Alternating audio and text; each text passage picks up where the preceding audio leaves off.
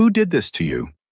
The words came out low, steady, almost gentle, strange, coming from a man built like a wall of leather and ink. Hannah Blake couldn't answer. She just knelt there in the rain, blood mixing with water on the gas station concrete, her whole body shaking too hard to speak. A massive biker from the Hells Angels had stopped his Harley beside her, and instead of walking past like everyone else in town always did, he knelt down too. Before we go any further, if you're watching this, drop your city in the comments. I want to see how far this story travels. Now subscribe because you don't want to miss what happens next. Let's begin. The rain came down sideways that night, slicing through the glow of the gas station sign like static on an old television. Hannah Blake didn't remember walking the last half mile. She didn't remember losing her shoes somewhere along Route 9, or how her cardigan had torn at the shoulder, or when exactly the blood from her split lip had started tasting like pennies in the back of her throat. She only remembered the moment her knees finally gave out, right there under the flickering fluorescent light of the Conoco sign, and the way the wet pavement felt like it was swallowing her whole. Behind her, the rumble of an engine cut through the storm. She didn't turn to look. She didn't have the strength to be afraid anymore. Fear required energy, and she had none left. Whatever was coming for her next, a car, a stranger, the end of everything, she was too tired to run from it. The engine slowed, then stopped. Boots hit the wet ground heavy and deliberate, and for a moment, Hannah squeezed her eyes shut, bracing for another voice she recognized, another laugh she'd learned to dread, another shove that would send her sprawling. Raven Hollow had taught her that kindness was rare and cruelty was reliable. She expected the second one. Instead, a shadow crouched down in front of her, and gloved hands moved with surprising care, tilting her chin up just enough to see her face in the gas station light. Cole Hunter had ridden through a lot of storms in his life. He'd seen a lot of things on the side of a lot of roads. But nothing prepared him for the sight of the 17-year-old girl folded up against a gas pump, like a piece of trash the world had decided to throw away, her face swollen on one side, her lips split open, one eye nearly shut with bruising that hadn't even finished blooming yet. He peeled off his gloves, dropped to one knee, and studied her for a long moment without saying a word. Behind him, the patch on his leather vest read, Hells Angels Raven Hollow, Chapter Bakdun. But in that moment, none of that mattered. He wasn't a biker. He was just a man who couldn't look away from a child in that much pain. "Hey," he said, voice low, careful, the kind of tone you'd use on a wounded animal that might still bolt. "Hey, look at me. Can you hear me?" Hannah's one good eye fluttered open. She flinched instinctively, drawing her arms up around herself. "I'm not going to hurt you," Cole said. "I promise you that. Nobody's going to touch you again tonight. You understand me?" She didn't answer. She couldn't. Her jaw hurt too much to form words, and even if it hadn't, 17 years of learning not to trust anyone had built a wall in her chest that wasn't coming down for a stranger on a motorcycle, no matter how gentle his voice sounded. Cole took his jacket off, heavy leather still warm from his own body, and laid it gently over her shoulders. She flinched again at the contact, and he pulled his hands back immediately, giving her space, giving her time the way you'd approach something old and frightened that had been hurt too many times before. "Okay," he said softly. "Okay, we're not in a hurry. Take your time. Take." The rain kept falling. Somewhere behind them, a car passed on the highway without slowing down. Nobody in this town ever slowed down for anything that wasn't their own business, and clearly a broken girl outside a gas station wasn't anybody's business tonight, except his. He looked at her again, really looked, and something in his chest went cold and tight all at once. He'd seen bruises like this before. He'd worn a few himself a long time ago, back when he was young and small and somebody bigger thought that made him fair game. He knew the shape of this kind of pain. He knew it wasn't an accident. He knew it wasn't a fall down the stairs, or a door that hit her wrong, or any of the excuses people used to protect the people who did this. "Who did this to you?" he asked again, quieter this time, like the question itself might break her if he said it too loud. Hannah's lips trembled. A tear slid down through the rain, already soaking her face, and for a moment she thought about lying. She thought about saying she fell, or that she didn't know, or any of the things she'd already practiced saying to the school nurse, to her mother, to herself in the mirror, at 3 a.m, when the bruises were the only thing looking back at her. But something about this man, the way he waited, the way he didn't rush her, the way his eyes didn't hold pity, but something closer to quiet fury on her behalf, made the wall in her chest crack just slightly. Just enough. "Ethan," she whispered. "Ethan Grayson." Cole's jaw tightened. He didn't know the name yet, not really. Not what it meant in this town, not the weight it carried. but he filed it away like a man filing away a debt that would need collecting. Okay, he said. Okay, Hannah, that's your name, right, Hannah? She nodded barely. Hannah, I need you to stay with me. Can you do that? I'm going to get you somewhere warm, somewhere safe, and then we're going to figure out what happens next. Nobody is going to hurt you tonight. Not while I'm standing here. She wanted to believe him. God, she wanted to believe him so badly it physically hurt more than her ribs, more than her jaw, more than the ache behind her eyes. But belief was a luxury Ravenhollow had beaten out of her a long time ago. One incident at a time, one ignored complaint at a time, one silence from people who were supposed to protect her at a time. Still, when he offered his hand, she took it. It would be hours before Hannah told anyone the full story of what had happened that night. The diner, the humiliation, the moment everything in her carefully controlled life had cracked open. But to understand how a 17-year-old girl ended up bleeding on a gas station floor in the middle of a storm, you had to go back. You had to understand Ravenhollow, and you had to understand exactly what kind of town would let something like this happen in the first place. Ravenhollow was the kind of small Montana town where everyone knew everyone, where the high school football team was a local religion, and where the sheriff's family sat somewhere just below God in the unofficial hierarchy of who mattered and who didn't. Hannah Blake had never mattered, not in the way that counted in a town like this. She was quiet. She kept her head down. She worked the counter at her mother's diner after school, wiping tables and refilling coffee for truckers and old ranchers who barely looked up from their newspapers. She had two friends, if you could call them that, and a mother, Linda Blake, who worked harder than anyone Hannah had ever known, and still somehow couldn't make the numbers add up at the end of the month. Ethan Grayson, on the other hand, mattered enormously. He was the sheriff's son. Sheriff Victor Grayson had run Ravenhollow's police department for almost 20 years, and in that time he'd built something that looked like law enforcement, but functioned more like a personal kingdom. Ethan had grown up inside that kingdom, learning early that consequences were something that happened to other people. He was handsome in the way that small towns loved. Square jaw, easy smile, Letterman jacket, the kind of charm that made teachers overlook things and parents make excuses. And for reasons Hannah had never fully understood, he'd decided somewhere around freshman year that she was his favorite target. It started small, comments in the hallway, a shoulder check that was just hard enough to send her books scattering across the floor while he laughed with his friends and kept walking. Notes shoved into her locker with words that made her stomach twist. Nothing anyone could ever prove was intentional. Nothing that ever showed up on a security camera in a way that mattered. Nothing the school ever seemed interested in investigating. Not when the boy in question had a father who could make problems disappear with a single phone call. For 3 years, Hannah had learned to survive it the only way she knew how, by making herself as small and invisible as possible. Don't make eye contact. Don't react. Don't give him the satisfaction. Walk fast, keep your head down, and get through the day. It had almost worked, until the day Ethan and his friends walked into the diner. It was a Tuesday afternoon, slow. Like most weekdays, just a couple of ranchers finishing their coffee near the window, and Linda in the back doing inventory.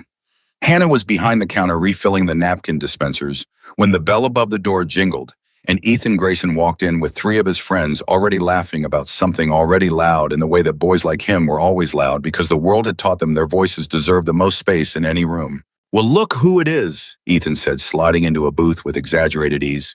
"Didn't know they let you actually work here, Blake. Thought you just haunted the place." His friends laughed. Hannah kept her eyes on the napkin dispenser. "4 coffees," Ethan said. "And don't spit in mine this time."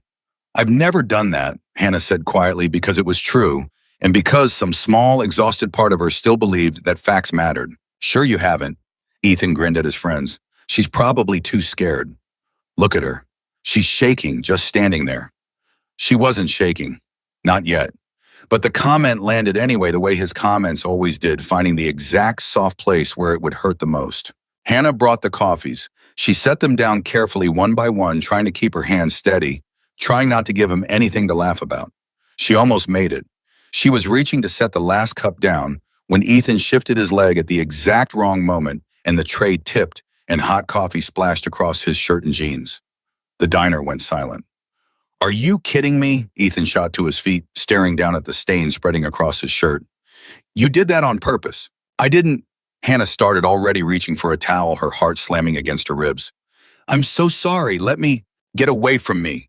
He shoved her hand away hard enough that she stumbled back into the counter. "You know what? I'm done being nice about this. I've been nice for 3 years.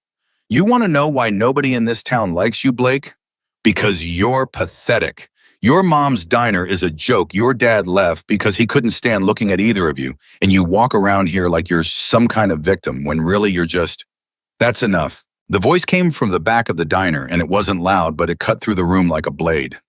Linda Blake stood in the doorway to the kitchen, flour still dusted on her apron, her eyes fixed on Ethan with an expression Hannah had rarely seen on her mother's face, pure, unfiltered fury. "Get out of my diner," Linda said. Ethan turned, and for just a second, something like uncertainty flickered across his face. Then it hardened back into that easy, entitled smirk. "You can't kick us out. My dad's the sheriff." "I don't care if your dad is the president," Linda said, walking forward, planting herself between Ethan and her daughter. "You do not speak to my daughter that way in my restaurant. You do not speak to her that way anywhere. Now get out and don't come back." For a long moment, nobody moved. Ethan's friends had stopped laughing. One of them, a lanky boy named Marcus, looked genuinely uncomfortable, glancing toward the door like he wanted to be anywhere else. Ethan's jaw tightened. "You're going to regret this." "Try me," Linda said. He left. The bell jingled violently as the door slammed shut behind him and his friends, and for a moment the diner exhaled collectively, the two ranchers by the window exchanging a wide-eyed glance before quietly returning to their coffee. Linda turned to Hannah, her fury melting instantly into concern. "Baby, are you okay? Did he hurt you?" "I'm fine, Mom." Hannah's voice shook despite her best efforts. "I'm fine." She wasn't fine. Some part of her deep down already knew that whatever had just happened in that diner wasn't over. Boys like Ethan Grayson didn't lose. They didn't get humiliated in public and simply move on. And boys like Ethan Grayson had fathers like Sheriff Victor Grayson, men who had spent 2 decades teaching this entire town that consequences were something you handed out, never something you received. That night, Hannah lay awake staring at her ceiling, replaying the moment over and over. The way her mother's voice had cracked like thunder. The way Ethan's face had twisted with something uglier than anger, humiliation. Real humiliation in front of his friends, in a town where his family's name was supposed to be untouchable. She should have been proud of her mother. Part of her was. But a colder, more familiar part of her, the part that had survived 3 years of Ethan Grayson's cruelty by staying small and invisible, knew exactly what was coming. It started 2 days later. Hannah walked out to the diner's small parking lot early Thursday morning to find every window on her mother's old sedan, smashed glass scattered across the asphalt like ice glittering under the gray morning light. Spray painted across the driver's side door in jagged red letters were words that made her stomach drop. "Watch yourself." She stood there for a long moment, coffee cup slipping from her fingers and shattering on the pavement before she found her voice enough to call for her mother. Linda came running out in her robe, and Hannah watched her mother's face go through disbelief, then horror, then that same hard fury from 2 nights ago, except this time it was tempered with something new fear. "Call the police," Hannah said. Linda's hands were shaking as she pulled out her phone. "I am." The deputy who arrived 20 minutes later, a heavy-set man named Dale Whitfield, who'd worked under Sheriff Grayson for 15 years, walked around the car, slowly taking notes with visible reluctance. "Any idea who might have done this?" he asked, not quite meeting Linda's eyes. "I have a very good idea," Linda said. "Ethan Grayson was in my diner 2 nights ago harassing my daughter. I asked him to leave. This happened 2 days later." "I don't think that's a coincidence, Deputy." Dale's pen paused over his notepad. "That's a serious accusation, ma'am." "It's not an accusation, it's an observation. You can call it whatever makes you comfortable." Dale closed his notepad. "I'll file a report. But without any actual evidence connecting the Grayson boy to this, there's not much we can do. Kids around here do dumb stuff on dares all the time. Could have been anybody." Linda's voice went cold. "It wasn't anybody. It was targeted. My daughter has been bullied by that boy for 3 years, and now somebody vandalized my car 2 days after I asked him to leave my business. I want this investigated properly." Dale glanced toward the street, toward his patrol car, toward anywhere that wasn't Linda's furious eyes. "I hear you. I'll pass it up the chain." They both knew exactly what passing it up the chain meant in a town where the chain led directly to Ethan's father. Nothing happened. No follow-up call. No further investigation. The report, if it existed at all, seemed to vanish into whatever black hole swallowed complaints that pointed toward the Grayson family in Raven Hollow. And that Hannah would later realize was the moment the entire town made its choice, not through some dramatic vote or public declaration, but through silence. through looking away, through deciding collectively and quietly that some families were simply too powerful to hold accountable, and some daughters simply weren't worth the trouble of protecting. The vandalism was just the beginning. Over the following 2 weeks, small cruelties accumulated like snowfall, each one small enough to dismiss on its own, each one part of a pattern too obvious to ignore. Someone left a dead crow on the diner's back step, its wings arranged in a way that felt deliberate, almost ceremonial in its cruelty. Linda found it before Hannah did and disposed of it quickly, but not quickly enough. Hannah had already seen it through the kitchen window, and the image burned itself into her mind for nights afterward. At school, someone started a rumor that Hannah had tried to seduce Ethan and gotten rejected, which somehow twisted itself into an even uglier story by the time it reached its third or fourth retelling. Girls she barely knew started whispering when she walked past. Someone scrawled something crude about her on the bathroom wall. When she reported it to the school counselor, a tired woman named Mrs. Fenwick, who genuinely seemed to want to help, but had no real power to do so, the response was sympathetic but hollow. "I'll speak to the principal," Mrs. Fenwick said. "But Hannah, I want you to understand something. The Grayson family has been very generous to the school.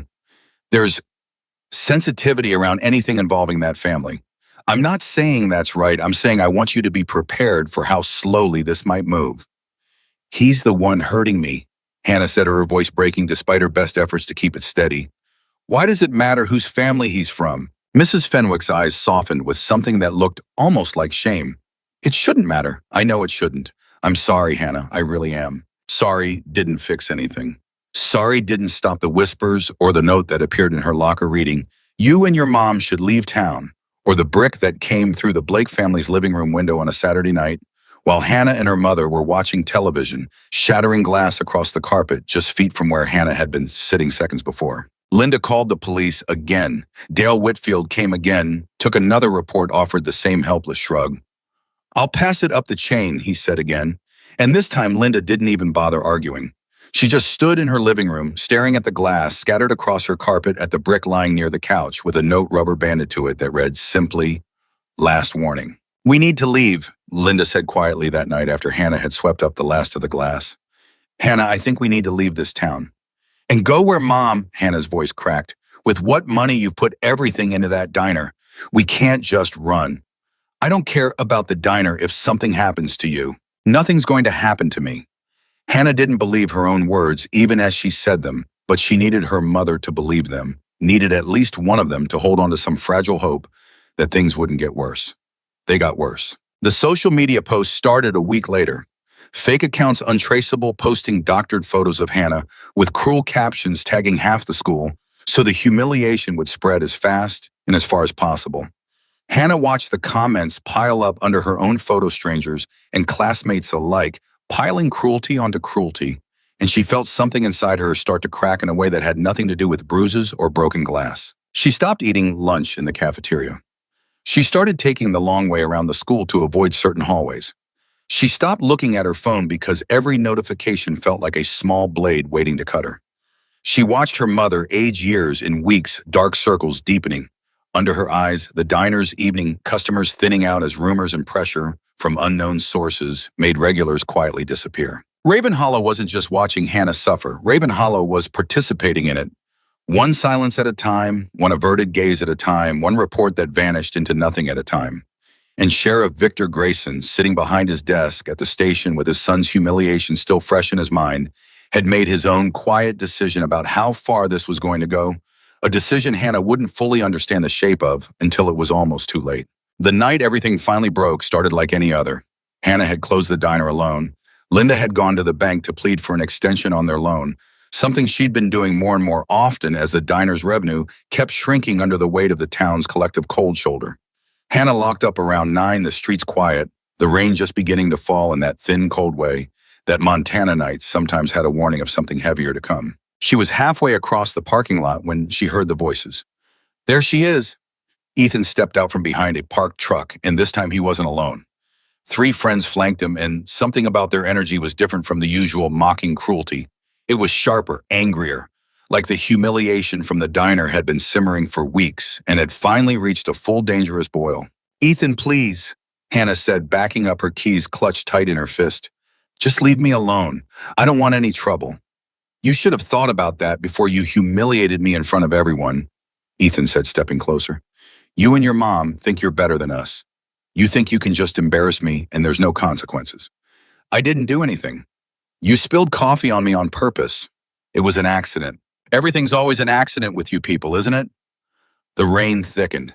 Hannah's back hit the side of her mother's replacement car, an old dented thing they'd bought used after the vandalism, and she realized with a cold, sinking dread that she had nowhere left to go.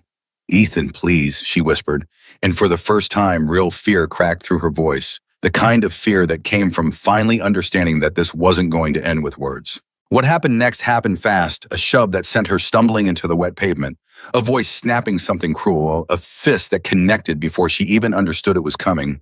And then the world became a blur of pain and rain, and the taste of blood, and the sound of laughter that somehow felt worse than any of it. She didn't remember every detail afterward, not clearly, not in order. She remembered hitting the ground. She remembered someone's boot. She remembered a voice, not Ethan's, saying, "That's enough, let's go," and the sound of footsteps retreating, and then silence except for the rain and her own ragged breathing. She lay there for a long time before she found the strength to move. She didn't go home. She didn't know why exactly. Maybe some instinct told her that home wasn't safe either, that whatever this was had grown too large for four walls to protect her from. She just started walking barefoot somewhere along the way, her shoes lost in the chaos, walking without direction, without thought, just moving, because stopping felt more dangerous than continuing. She did not know how long she walked before her legs simply stopped working, before her body finally gave out at the edge of a gas station parking lot on Route 9, it collapsing onto wet concrete under a flickering fluorescent sign. She didn't know, kneeling there in the rain with blood on her lip and her whole world falling apart, that the sound of an approaching engine wasn't another threat. She didn't know that the man climbing off that motorcycle, a stranger in leather with Hell's Angels stitched across his back, was about to become the first person in 3 years who looked at her and refused to look away. Cole helped her to her feet slowly, one arm wrapped carefully around her shoulders, careful not to press against the ribs that were clearly bruised beneath her soaked cardigan. His motorcycle sat idling nearby, and for a moment Hannah simply stood there, shivering under his jacket, staring at him like she wasn't entirely sure he was real. "I've got you," Cole said quietly. "You're safe now. I need you to trust me for just a little while, okay? Can you do that?" Hannah thought about all the times in the last 3 years she'd trusted someone to help her: teachers, deputies, classmates, even her own instincts about what this town was capable of, and how every single time that trust had led nowhere. She thought about her mother's exhausted face, about the brick through their window, about Ethan's laughter echoing in her ears even now. And yet, standing there in the rain, wrapped in a stranger's jacket, something in her chest, some small, stubborn, nearly extinguished part of her, decided to try one more time. "Okay," she whispered. Cole nodded, something hardening behind his eyes, something that looked less like anger and more like resolve, the quiet, dangerous resolve of a man who had just decided without a shred of doubt that whatever was happening to this girl was about to stop. He pulled out his phone and made a call, his voice low and steady. "Marcus, it's Cole. I need you to get the guys together. We've got a situation in town and it's bad, really bad." He glanced down at Hannah, at her trembling shoulders, at the fresh bruises already darkening beneath the gas station light, and something in his expression made a silent promise that he had no intention of breaking. "Trust me," he said, again softer this time. "This isn't over, but it's not going to keep happening to you. Not anymore." For the first time in longer than she could remember, Hannah allowed herself to believe just slightly that someone meant those words. She didn't know yet what those words would cost. She didn't know how deep the corruption in Ravenhollow actually ran, or how far Sheriff Victor Grayson would go to protect his son and his kingdom, or how many people in this town would have to choose a side before the truth finally clawed its way into the light. She only knew that for the first time in 3 years, standing in the rain with a stranger's jacket around her shoulders, she wasn't alone. And somewhere behind them, in a house on the good side of town, Sheriff Victor Grayson stared at his son's split knuckles and asked only one question in a voice utterly devoid of concern for anyone but his own family's name. "Did anyone see you?" Ethan hesitated, wiping blood from his hand with a towel his father had handed him without a flicker of alarm. "I don't think so." Victor nodded slowly, already reaching for his phone, already beginning to construct the version of events that would protect his son from consequences, the same way he'd protected him for 17 years. Good, he said. Then this never happened. But it had happened. And somewhere across town, a girl who refused to disappear was about to become the reason his carefully built kingdom started for the first time in 2 decades to crack. Cole didn't take her home right away. He knew better than that. A girl beaten this badly needed a doctor before she needed her mother's tears, and he needed time to think before he did something he couldn't take back. He lifted her onto the back of his Harley with more gentleness than his enormous hands looked capable of, wrapped his jacket tighter around her shoulders, and told her to hold on. Where are we going? Hannah asked, her voice raw and small against the rain. Somewhere safe. Somewhere they've got a doctor who doesn't ask questions he doesn't need to ask. She didn't argue. She didn't have the strength to argue, and some quiet, desperate part of her had already decided that whatever waited at the end of this ride couldn't possibly be worse than what she was leaving behind. The clubhouse sat on the edge of town, a converted warehouse with motorcycles lined up outside like sentries, dim orange light spilling from windows that had been painted over decades ago. Cole eased the bike to a stop and helped her down carefully, one arm bracing her weight as her knees threatened to buckle again. Inside, a woman in her 50s with silver-streaked hair and kind, tired eyes rushed forward the moment she saw them. Cole, what happened? She stopped short, her gaze landing on Hannah's face, and her expression shifted instantly from question to action. Get her to the back room. Now. Doreen's a nurse, Cole explained quietly, guiding Hannah forward. Retired. She patches us up when we're too stubborn to go to a hospital. She'll take care of you. Doreen examined Hannah with careful, practiced hands, checking her ribs, her jaw, the swelling around her eye, murmuring reassurances the whole time in a voice that reminded Hannah achingly of what a grandmother's voice might sound like if she'd ever had one. Cracked rib, maybe two, Doreen said, finally glancing up at Cole, who stood in the doorway with his arms crossed and his jaw set like stone. Nothing that needs surgery, but she needs rest, and she needs to be seen by an actual doctor tomorrow to make sure there's no internal bleeding. Whoever did this hit her hard enough to know what they were doing. He's 17, Hannah whispered. He's not some professional. He's just cruel. Doreen's hands paused. 17. Hannah nodded and something in the room changed. Doreen looked up at Cole and the two of them exchanged a glance, heavy with unspoken fury, the kind of look adults share when a child has just confirmed something they were desperately hoping wasn't true. Cole, Doreen said quietly, you need to call her mother. I'm calling her now, Becky. Hannah's head snapped up. Wait, please, not yet. She's going to panic. She's already so stressed about the diner, about everything. I can't. Hannah. Cole crouched down in front of her, his voice steady but firm. Your mother is going to panic a lot more if she comes home and you're not there. Trust me on this one. Mothers always find out. The only question is whether they find out from you or from a stranger or from a hospital calling to tell her you're in a bed she didn't know about. Hannah's eyes filled with tears, the first she'd allowed herself since collapsing at the gas station. She's going to blame herself. She's not going to blame herself, Cole said. She's going to blame whoever did this to you, as she should. He stepped outside to make the call, and through the thin wall, Hannah could hear fragments of his voice, calm, careful, deliberately, unhurried, the voice of a man who had clearly delivered hard news to frightened parents before and knew exactly how to keep panic from turning into hysteria. Linda arrived 20 minutes later, and the sound she made when she saw her daughter's face was a sound Hannah knew she would remember for the rest of her life, something between a sob and a scream, cut short by her own hand flying to her mouth as she rushed across the room. Baby. Linda's hands hovered over Hannah's face, afraid to touch, afraid not to. Oh my God, baby, what happened? Who did this? It was Ethan, Hannah said, and saying it out loud to her mother finally, after 3 years of minimizing and hiding and pretending it wasn't as bad as it was, broke something loose in her chest. It was Ethan and his friends, in the parking lot, after I closed up. Linda's whole body went rigid. When she turned to look at Cole, her eyes were burning with a fury so absolute it seemed to steady her shaking hands. The sheriff's son did this. That's what she's telling me, Cole said. Then I'm calling the police. Ma'am. Cole's voice was gentle but carried an edge of something harder underneath. I don't think you understand who you'd be calling. I understand exactly who I'd be calling, Linda snapped, though her voice cracked on the last word. I've been calling them for weeks. Vandalism threats a brick through my living room window every single time nothing happens. Every single time. And now my daughter is sitting here with a cracked rib because I trusted that eventually someone in that department would actually do their job. The room went quiet. Doreen busied herself with cleaning up supplies, giving the family space, but Cole didn't look away. Mrs. Blake, he said carefully, I'm not telling you not to call the police. I'm telling you that in my experience, when the people responsible for enforcing the law are protecting the people breaking it, calling that same department rarely fixes anything. It usually just tells them how much you know and how much they need to bury. Linda's jaw trembled. Then what am I supposed to do? Just let this go. Let him get away with it. Look at her face. I'm not saying let it go.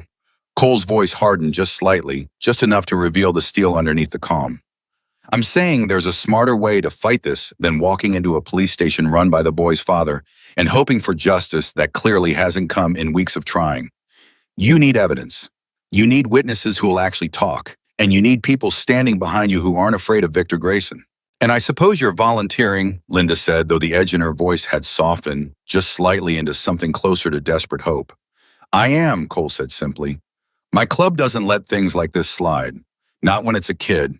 Not when it's this bad. Linda studied him for a long moment. The leather vest, the patches, the tattoos climbing up his forearms, everything her whole life had taught her to be wary of, and then looked at her daughter's battered face and made a decision that would change everything. Okay, she said quietly. Okay, tell me what you need from me. That night, Hannah slept in the clubhouse's small guest room under thick blankets that smelled like cedar and motor oil. Her mother curled in a chair beside the bed, refusing to leave, even when Doreen offered her a real bed down the hall. Outside, low voices carried through the walls, Cole and several other members of his chapter, discussing something in tones too quiet for Hannah to fully make out, though she caught fragments. Names, dates, the word sheriff said with disgust. She didn't know it yet, but that conversation was the beginning of a war that would consume the entire town. 3 miles away in a house with manicured lawns and a flagpole out front, Sheriff Victor Grayson sat at his kitchen table with a bottle of whiskey he'd barely touched, staring at his son across the room. Sit down, Victor said. Ethan sat his knuckles still raw, his eyes refusing to meet his father's. Tell me exactly what happened. Every detail. And don't you dare lie to me because I will find out the truth one way or another, and I'd rather hear it from you than from some deputy's report. Ethan's story came out in halting pieces, the parking lot, the shove, the punch that had connected harder than he intended, the way Hannah had crumpled and hadn't gotten back up right away, the way his friends had finally pulled him back and told him it was enough. Victor listened without interrupting, his expression unreadable. And when Ethan finished, he simply nodded once slowly like a man calculating numbers in his head. Did anyone see you leave the scene? I don't think so. Think Ethan. This isn't a question you get to guess on. No, nobody saw us. It was raining. The lot was empty. Victor exhaled slowly. Good. Then here's what happens next. You didn't touch that girl. You were home all night. If your friends say anything different, you remind them what happens to people who cross this family. Do you understand me? Ethan finally looked up, something flickering behind his eyes that might have been the last remnant of a conscience quickly smothered under years of learning that his father's approval mattered more than anyone else's pain. Dad, she was really hurt. I don't care what you think you did, Victor snapped, his voice sharp enough to make Ethan flinch. I care about what can be proven, and nothing can be proven if nobody talks. This ends here, tonight. This never happened. But Victor Grayson, for all his careful control over 2 decades of small-town power, had made one critical miscalculation. He assumed, as he always had, that fear and silence would be enough to make the problem disappear the same way it always had before. He had no idea that the girl his son had beaten in a parking lot was at that very moment sleeping under the protection of 8 Hells Angels who had absolutely no intention of staying quiet. The next morning, Cole called a meeting at the clubhouse. 11 members sat around a long table, coffee cups and cigarette smoke filling the room while Cole laid out everything Hannah and Linda had told him, 3 years of bullying, the diner incident, the vandalism, the dead crow, the brick through the window, and now an assault severe enough to crack ribs. This isn't a bar fight or a debt collection, said a heavy-set man named Big Russ, arms crossed, expression grim. This is a 17-year-old girl, and it sounds like the sheriff's covering for his own kid.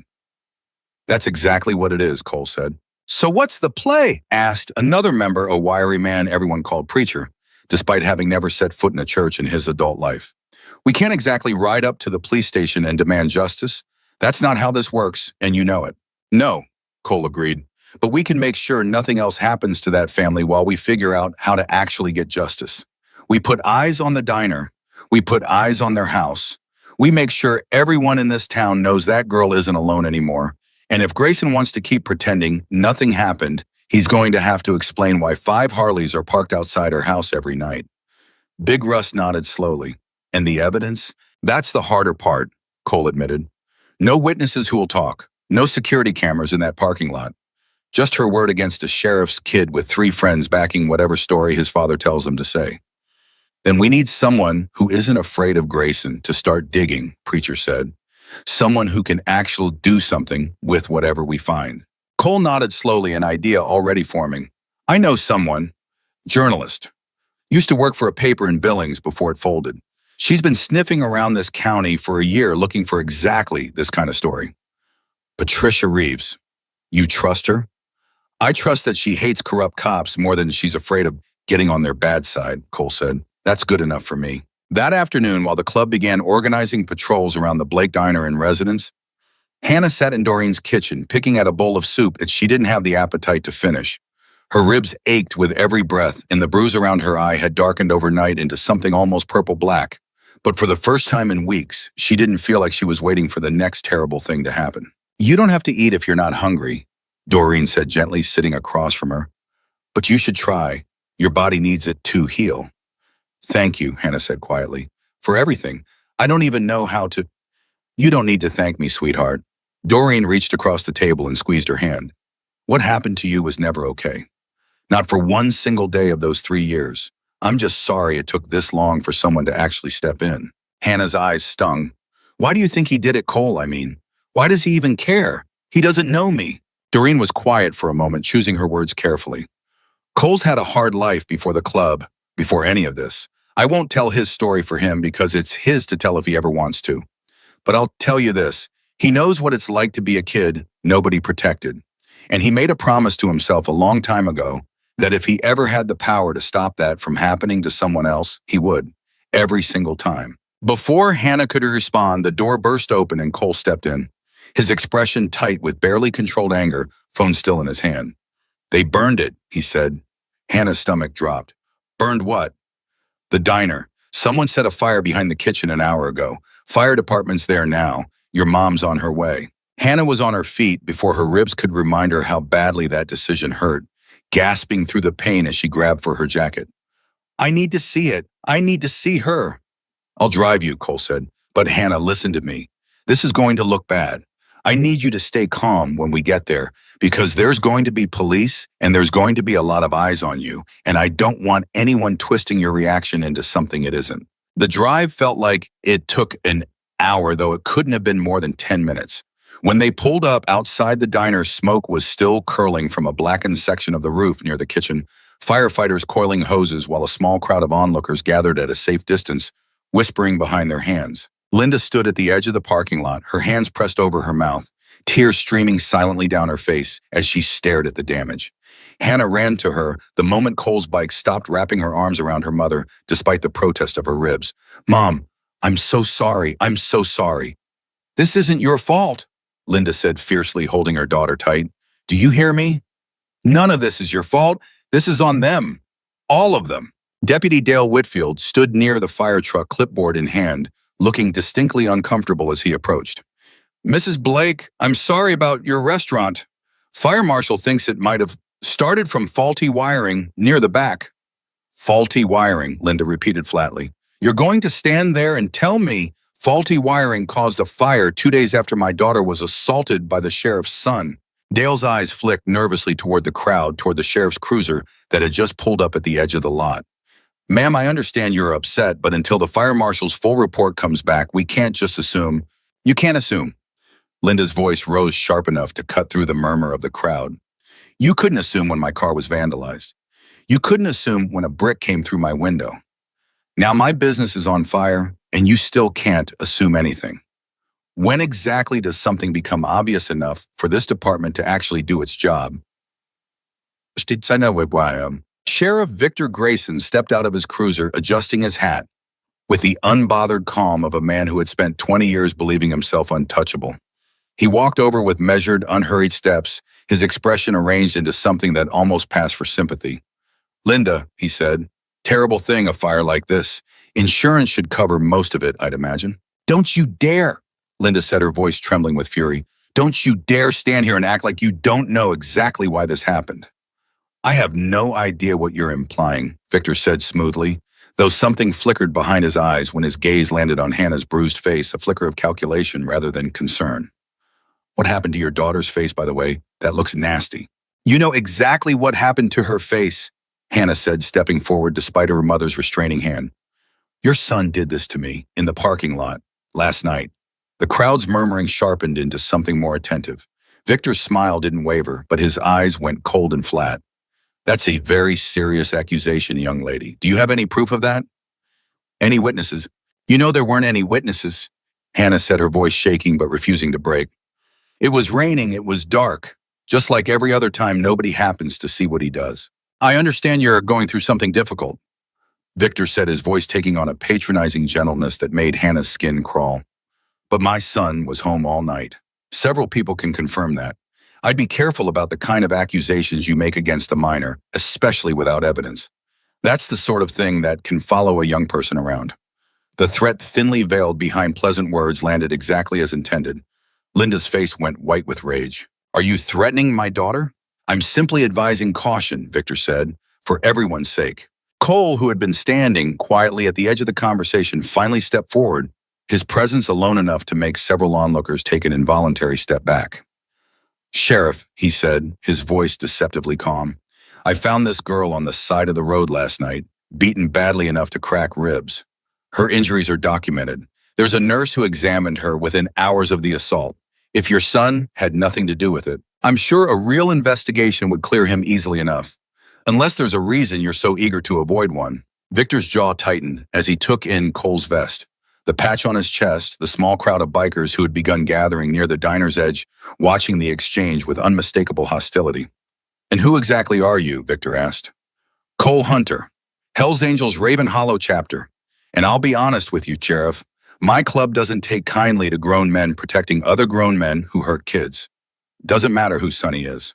The air between them went tight and dangerous, the kind of silence that precedes something breaking.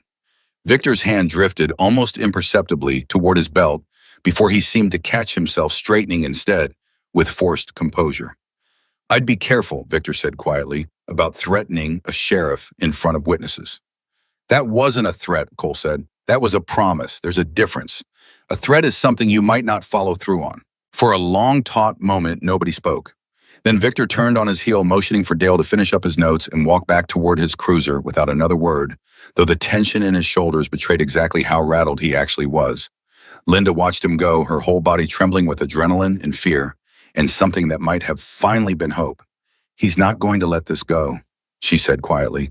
Not after this. No, Cole agreed. He's not, which means we need to move faster than he does. That evening, as firefighters finished clearing the scene and the crowd finally dispersed, Cole placed a call to Patricia Reeves.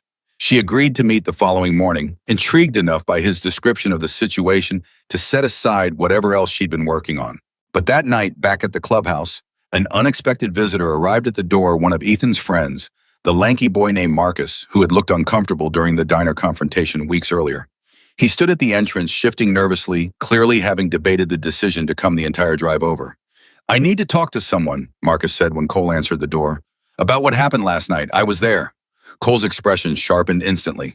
Come in. Marcus sat across from Cole and Linda in the clubhouse's main room, his hands twisting together in his lap, unable to meet anyone's eyes for more than a few seconds at a time. I didn't touch her, he said quickly. I want that clear. I didn't hit her. But I was there. Tyler and Josh, too. Ethan he lost it. I've never seen him like that. I tried to pull him off her, and he wouldn't stop. And by the time we finally got him to back off, she was just lying there, and we panicked and left. Linda's hands clenched into fists on the table. You left her lying on the ground in the rain. Marcus flinched. I know how that sounds. I've felt sick about it all day. That's why I'm here. Will you say that in an official statement? Cole asked. To a lawyer or to Patricia Reeves, the journalist looking into this? Marcus hesitated, fear flickering plainly across his face. If I do that, Sheriff Grayson will destroy me. My family, my dad's business, all of it. He's done it before to people who cross him. And if you don't, Cole said quietly, that girl in the next room over there is going to keep being the only one telling the truth against the sheriff's son and his father's entire department. You have a chance to change that. I understand you're scared, but I need you to understand what silence costs too. Marcus sat in agonized silence for a long moment before finally nodding jaw tight. Okay, okay, I'll talk to her, the journalist, but not here, somewhere private. If anyone sees me coming in and out of a Hells Angels clubhouse, that's its own kind of trouble. We'll arrange it, Cole said. Thank you, Marcus. This matters more than you know. After Marcus left, Linda turned to Cole with something like disbelief written across her exhausted face. We might actually have a witness. We might, Cole said carefully. But witnesses can get scared. People can change their minds when the pressure gets heavy enough. And believe me, Grayson's going to bring plenty of pressure once he realizes his own son's friend might turn on him. We need more than one thread. We need Patricia digging into everything, the vandalism, the fire, whatever pattern of corruption got this department to ignore 3 years of complaints in the first place. The following morning, Patricia Reeves arrived at the clubhouse in a beat-up Subaru loaded with camera equipment and a look of sharp, hungry curiosity in her eyes. She was in her 40s, sharp-featured with the exhausted energy of someone who'd spent years chasing stories nobody wanted printed.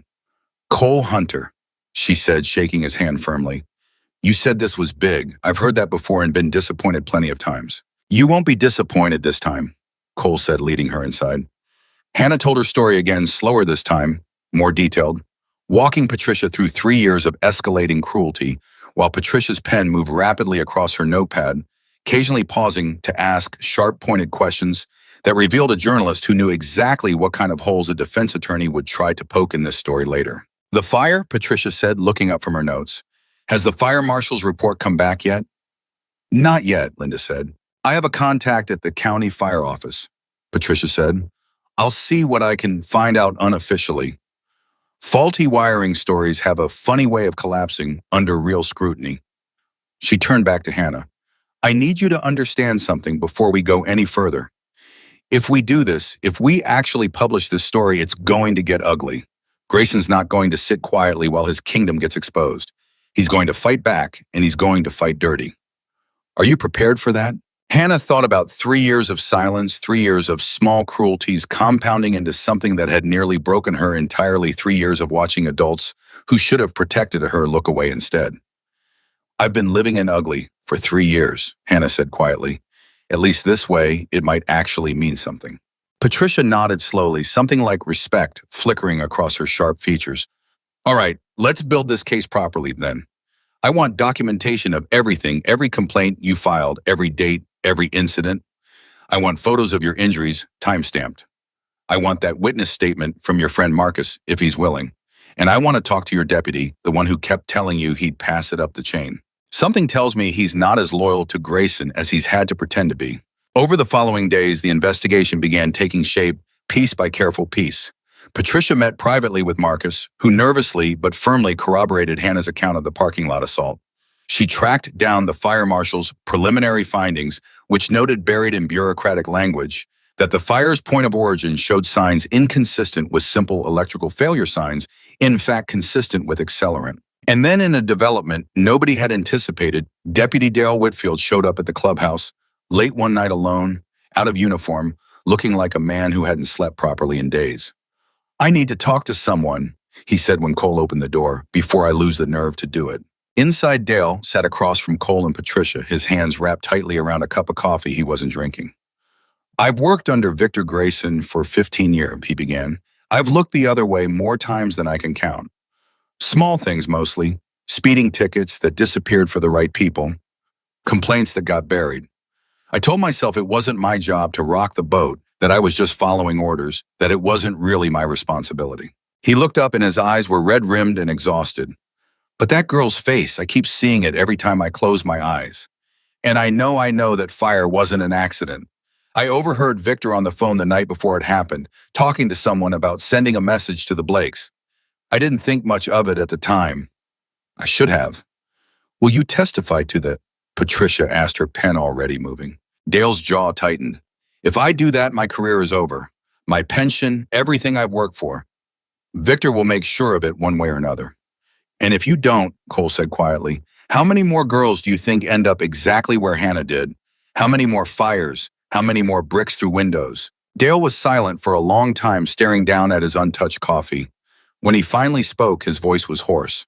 I'll testify, not because I'm brave, because I'm done being a coward. As the pieces of the case slowly assembled themselves, Marcus's account, Dale's testimony, the fire marshal's suspicious findings, Hannah's documented injuries, Cole knew they were building something powerful enough to actually shake Victor Grayson's kingdom for the first time in 2 decades. But he also knew with the certainty of a man who understood exactly how far cornered animals would go to survive that Victor wouldn't simply wait around to be exposed. 3 nights later, Cole's phone rang at nearly midnight. It was Big Russ, his voice tight with urgency. Cole, you need to get to the diner now. What's happening? Someone's out there right now. Looks like they're trying to break into the back office. I think they're after something. Cole was already grabbing his keys, adrenaline spiking through his chest. Don't approach alone. Wait for me. He arrived at the diner within minutes, the building still scarred from the fire plywood covering the burned section of the kitchen wall. 2 shadows moved near the back office window, working at the lock with quiet, practiced efficiency. Hey! Cole's shout cut through the night, and the shadows froze before scrambling toward a car parked at the edge of the lot. Cole ran toward them, catching sight of a face illuminated briefly by a streetlight. Dale's own partner, a young deputy named Riggins, someone Cole recognized from the fire scene days earlier. Grayson's men, Cole said grimly to Big Russ as the car peeled away into the darkness. They're trying to get to something in that office. Probably worried about records receipts, anything that might corroborate the timeline of complaints Linda's been filing. You think Grayson sent them? I think Grayson's getting desperate, Cole said. Which means we're closer to the truth than he's comfortable with. He called Linda immediately, waking her from a restless sleep to explain what had happened, and within the hour, additional club members were stationed around both the diner and the Blake residence, watching through the remaining hours of darkness with grim, unwavering vigilance. The next morning, as Hannah sat at the kitchen table nursing a cup of tea, still healing, but stronger now, more resolved, Patricia arrived with news that made the entire room go still. I found something, she said, laying a folder on the table. Financial records, public filings mostly cross-referenced against county contracts. Victor Grayson's brother-in-law owns a construction company that's received nearly every county contract for the past 12 years, always through no-bid processes his office happens to oversee. There's also an odd pattern of evidence going missing in cases involving certain families in this town, always families connected to Grayson's inner circle. Hannah stared at the documents, her heart pounding. So this isn't just about me. This isn't just about Ethan. No, Patricia said quietly. I think what happened to you is just the visible edge of something much bigger. Something this town has been quietly enabling for years because nobody had the courage or the protection to challenge it. Cole, standing near the doorway, felt something settle into place in his chest. Not triumph, not yet, but the grim satisfaction of a man watching a long, difficult fight finally begin to turn in the right direction. Then we're not just fighting for a justice for Hannah anymore, he said. We're fighting to bring down everything Victor Grayson's built on the backs of people too scared to speak up. Linda reached across the table and took her daughter's hand, squeezing tightly. Are you ready for what comes next? Hannah looked down at the folder full of evidence, at 3 years of silence, finally beginning to crack into something louder than fear, and for the first time since the night in the rain, she felt something steadier than terror settle into her chest. I've been ready, she said quietly. I just needed someone to believe me first. Outside, the low rumble of motorcycle engines carried through the morning air, steady, constant, a sound that had once seemed like a warning to everyone in Ravenhollow, but had become for the Blake family the sound of protection finally arriving. And across town, in an office with the blinds drawn tight, Victor Grayson stared at a phone call he didn't want to make, knowing that the walls he'd spent 20 years building were beginning piece by piece to come down around him. Victor Grayson didn't make that phone call right away. He sat in his office for nearly 20 minutes staring at the receiver like it might bite him, running calculations in his head that had nothing to do with justice and everything to do with survival. 20 years he'd built this, 20 years of favors, traded evidence, buried complaints filed away in drawers that never opened again. He wasn't about to let a bruised teenager and a pack of bikers undo 2 decades of careful work. He finally picked up the phone and dialed a number he hadn't used in years. It's Victor, he said when the line connected. I need you to make some calls, quietly. On the other end, a voice Hannah would never hear, but whose consequences she would soon feel belonged to a man named Harold Vance, a county commissioner whose campaign Victor had personally funded for the last 3 election cycles. Vance didn't ask questions. He never did. That was precisely why Victor trusted him. "What do you need?" Vance asked. "There's a reporter poking around." Patricia Reeves used to work the Billings paper before it folded. She's been talking to people. I need her credibility questioned before she publishes anything. I need her sources to dry up, and I need it done before the end of the week. That's a tall order, Victor. You've managed taller. There was a pause, then a resigned sigh. I'll see what I can do. Victor hung up and stared out his office window at the town he'd controlled for so long it had become an extension of his own body, and for the first time in years he felt something he wasn't used to feeling. Not fear exactly. He wouldn't allow himself that word. Concern, maybe. A recognition that the ground beneath him, solid for 2 decades, had developed a crack he couldn't quite reach to patch. He didn't know yet that the crack was about to become a canyon. Back at the clubhouse, Patricia arrived early the next morning with a look on her face that told Cole immediately something had shifted.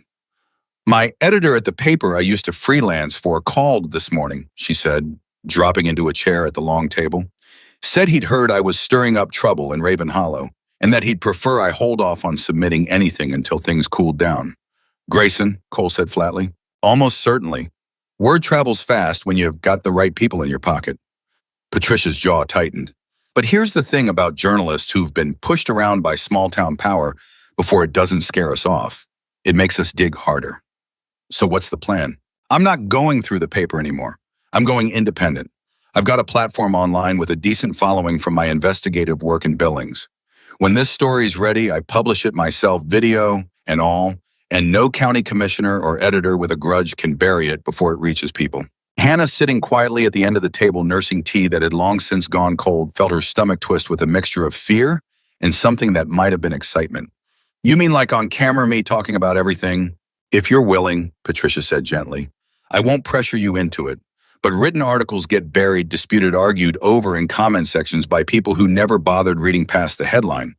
Video is different. Video is your face, your voice, your truth, and it's much harder for someone like Grayson to spin that into something it isn't." Hannah's hands trembled slightly around her mug. 3 years of trying to disappear, of making herself as small and invisible as possible, and now she was being asked to do the exact opposite, to stand in front of a camera and let the entire world see her bruises and all. "I need to think about it," she said quietly. "Take all the time you need," Patricia said. "This only works if it's your choice." That afternoon, while Hannah wrestled with the weight of that decision, Marcus called Cole's phone in a state of barely controlled panic. "You need to warn Dale," Marcus said, his voice shaking.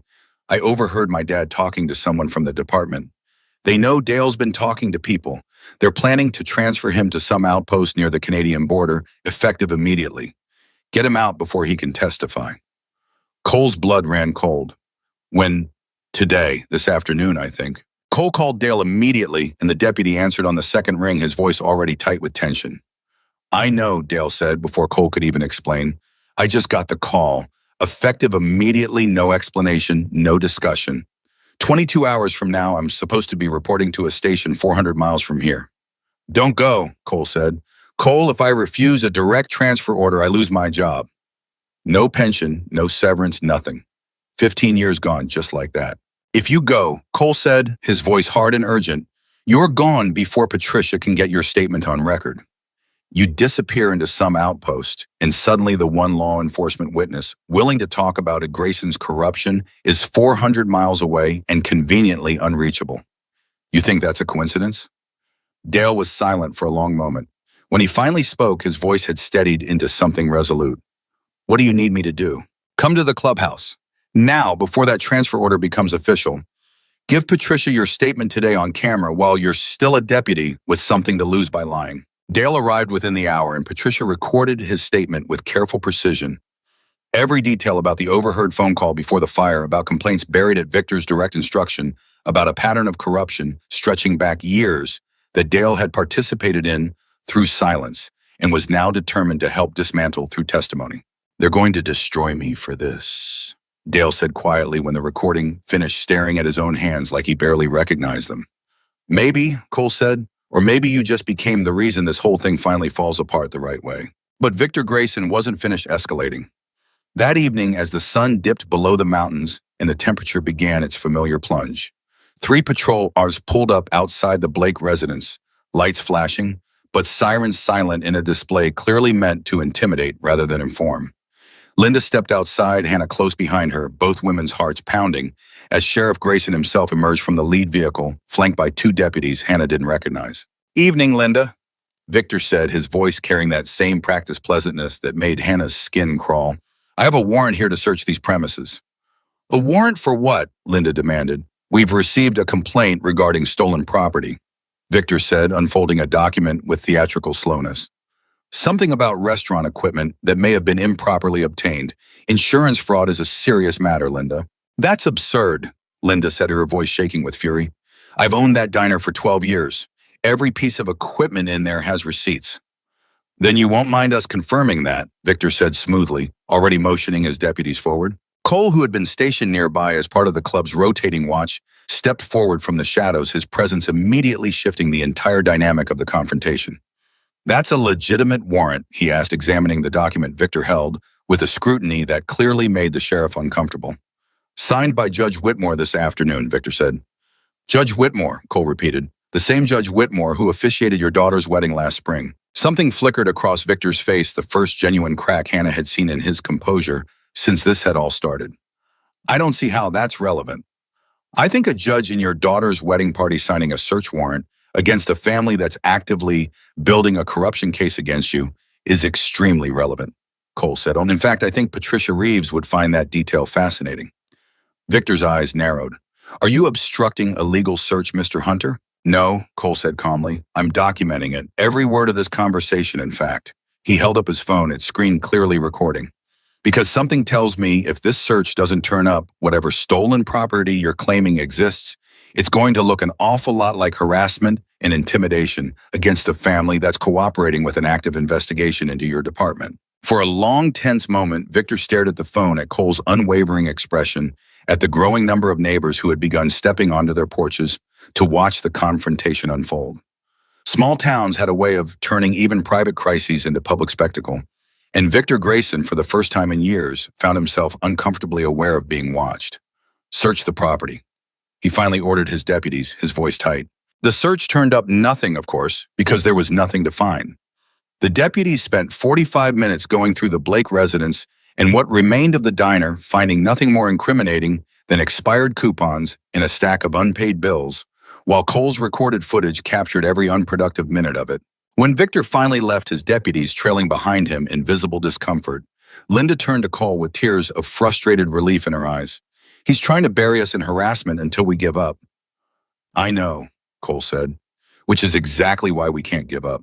That footage, uploaded to Patricia's platform the following morning under the title, "Small Town Sheriff Uses Fabricated Warrant to Harass Assault Victim's Family," became the first piece of the story to reach the public eye. It spread slowly, at first shared within local Facebook groups, then faster picked up by a regional news aggregator, then faster still, as people outside Raven Hollow began recognizing the shape of a story they'd seen play out in other small towns before, powerful families protecting their own at the expense of the powerless. The comments section filled rapidly, some supportive, some skeptical, a few outright hostile, in the way that anonymous internet crowds often were, but the video's view count climbed steadily throughout the day, and by evening, local news vans had begun appearing on the edges of Raven Hollow, drawn by the scent of a story too juicy to ignore. Victor Grayson watched the video 11 times that night, his fury growing with each replay, understanding with dawning horror that the walls he'd spent so long building that were being dismantled in full public view, one video at a time. "This ends now," he told Ethan that night, pacing his living room while his son sat frozen on the couch watching his father's careful control finally begin to fracture. "This girl has turned this entire situation into a circus, and I will not have my life's work destroyed because you couldn't control your temper in a parking lot. Dad, maybe we should just what?" Victor rounded on him, his composure cracking fully for the first time. "Confess, is that what you're suggesting? Do you have any idea what happens to this family if I go down? Everything I've built, everything you've been handed your entire life, gone. Because you couldn't walk away from a girl who spilled coffee on you." Ethan flinched, something shifting behind his eyes. Not quite guilt, not yet, but the first uncomfortable stirring of a conscience that had been suppressed for years under the weight of his father's expectations. "I didn't mean to hit her that hard," he said quietly. I lost it. I've never lost it like that before." I don't care about her feelings right now, Victor snapped. I care about survival, ours. And that means we go on the offensive. That reporter, those bikers, that girl and her mother, they think they can expose us. We expose them first. We control the narrative before they do. The following morning, Raven Hollow's local paper, the one publication still fully within Victor's sphere of influence, ran a front-page story questioning Hannah Blake's credibility, citing anonymous sources who claimed she had a history of attention-seeking behavior and suggesting the entire assault story might be fabricated to extort money from the Grayson family through a lawsuit. Hannah read the article at the clubhouse kitchen table, her hands shaking with a fury she hadn't allowed herself to feel in years. "They're calling me a liar," she said, her voice cracking, "in print, for everyone to read." "That's exactly what desperate men do," Cole said, sitting down across from her, his own anger carefully controlled but clearly present beneath the surface. "When the truth is closing in, they attack the person telling it. It's the oldest trick in the book, and it usually works because most people don't have the patience to wait for real evidence when a juicy accusation is right there in front of them." "So what do? We let the evidence speak louder than his lies," Cole said. "Patricia's ready to publish the full story. Your testimony, Marcus's account, Dale's statement, the fire marshal's findings, the financial records showing the corruption pattern. Everything together all at once. No more waiting for the perfect moment. Grayson just told us the perfect moment is now, whether we're ready or not." Hannah looked down at the newspaper again, at her own name printed alongside accusations of lying, of seeking attention, of manipulating a system that had, in reality, failed her at every single turn for 3 years. Something inside her, some final reservoir of fear and hesitation, finally burned away completely. "Let's do it," she said. "The interview, on camera, everything." Patricia arrived within the hour, setting up a simple camera and microphone in a quiet corner of the clubhouse, her expression softening with something like pride as she watched Hannah settle into the chair across from her, spine straight, despite the ache still lingering in her ribs. "Whenever you're ready," Patricia said gently. Hannah took a breath, glanced once at her mother standing just outside the camera's frame at Cole, leaning against the doorway with quiet, steady support radiating off him like heat, and began to speak. She told the story from the beginning. The years of bullying that started as small cruelties and escalated into something far more dangerous. The diner incident, the vandalism. Nobody investigated the dead crow, the brick through the window, the parking lot assault that left her bleeding on a gas station floor. Her voice shook at first, then steadied, then grew stronger with every sentence, as though speaking the truth out loud after 3 years of forced silence was itself a kind of healing. "They want you to believe I'm lying," Hannah said toward the end, looking directly into the camera lens with an intensity that made even Patricia pause. "They want you to believe a 17-year-old girl invented 3 years of abuse for attention or money or whatever story is easiest for them to tell. But I have the bruises. I have witnesses who were too scared to talk until now. I have a mother who watched her business burn down 2 days after standing up for me. And I have people who owe me nothing, who aren't even from this town, who stopped to help me on the side of a road when everyone who was supposed to protect me looked the other way." She paused, her eyes glistening but her voice unwavering. "I'm not asking you to just believe me. I'm asking you to look at everything, all of it, and decide for yourself whether a town this desperate to silence one girl might be hiding something a lot bigger than one bad night in a parking lot." Patricia stopped recording, and for a moment the room was completely silent, except for Linda's quiet, overwhelmed crying as she rushed forward to hug her daughter. "That," Patricia said, her voice thick with emotion she rarely let show, "is exactly what this story needed."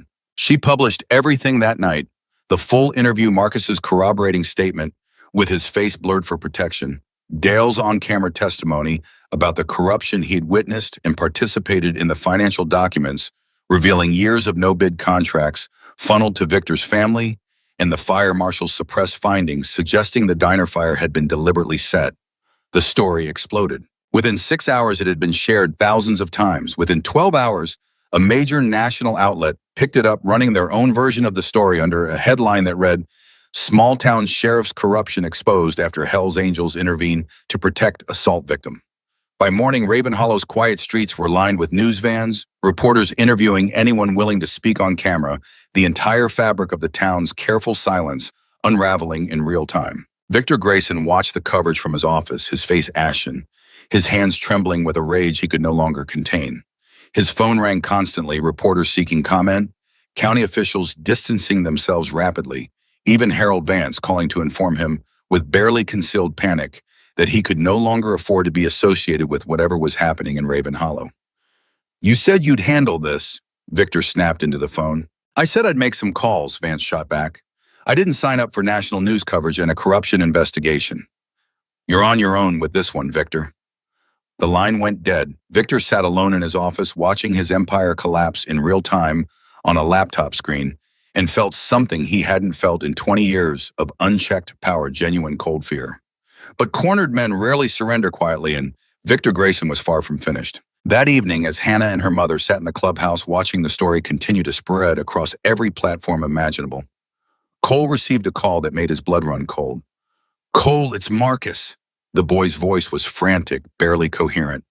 "You need to get to my house right now. Ethan's here. He's got a gun, and he's saying crazy stuff, saying his life is over, saying he needs to fix this before it's too late."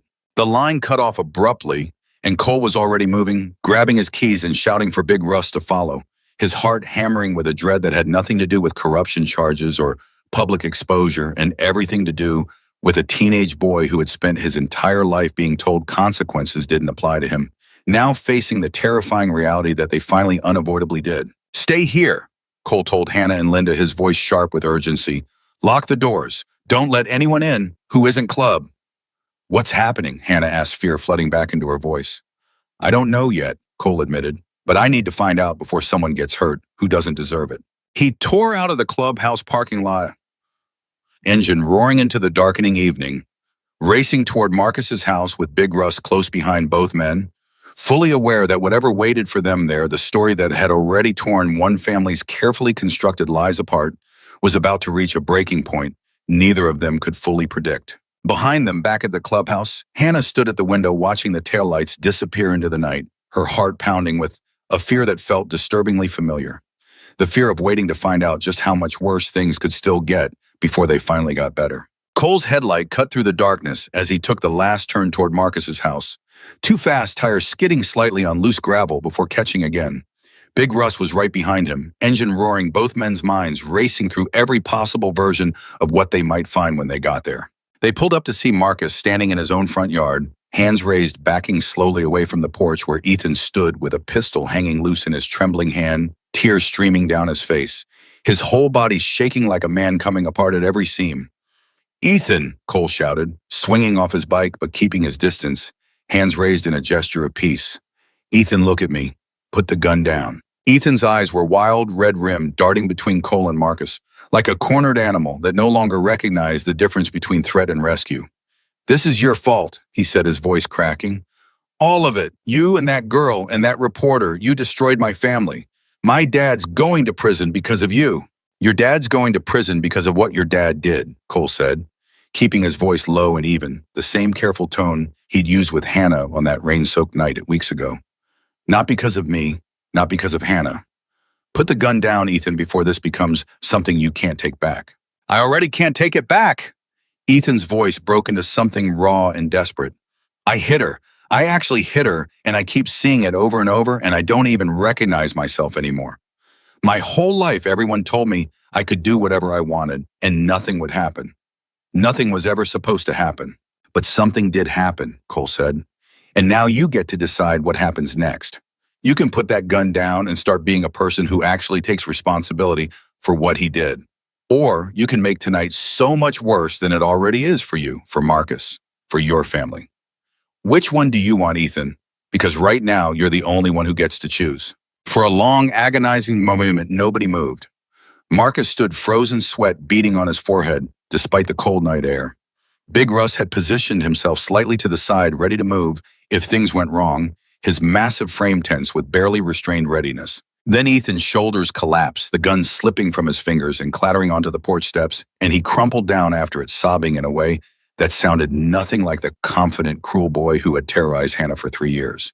He sounded in that moment exactly like what he was, a scared kid who had finally run out of places to hide from the consequences of his own choices. Cole moved forward carefully, kicking the gun further away before crouching down in front of Ethan, his expression unreadable. "You're going to call the police," Cole said. "Not your dad's people. State police. You're going to tell them everything what you did to Hannah, what you know about your father's corruption, all of it. And you're going to do it before your father finds a way to make you disappear into his version of events instead of your own. He'll never forgive me, Ethan whispered.